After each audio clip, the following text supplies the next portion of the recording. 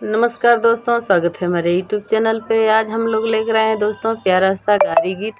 पसंद आए तो हमारे चैनल को लाइक करें, शेयर करें, सब्सक्राइब करें, हमारा सपोर्ट करें, हमारे चैनल को आगे बढ़ाएं। दोस्तों गाना जैसा भी लगे कमेंट में ज़रूर बताएं। धन्यवाद। छोटी चकरी दाल दरत बिगड़ी, छोटी चकरी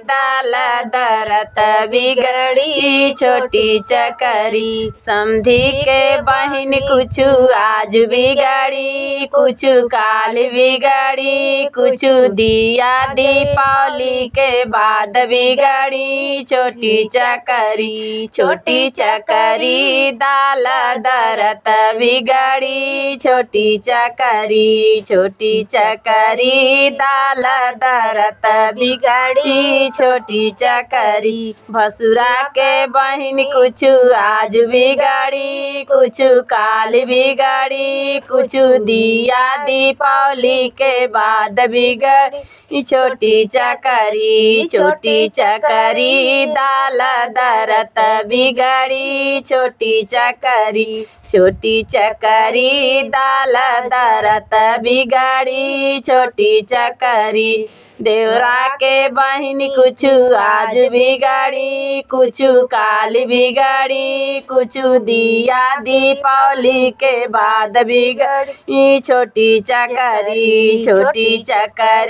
दाल दरत बिगड़ी, छोटी चकरी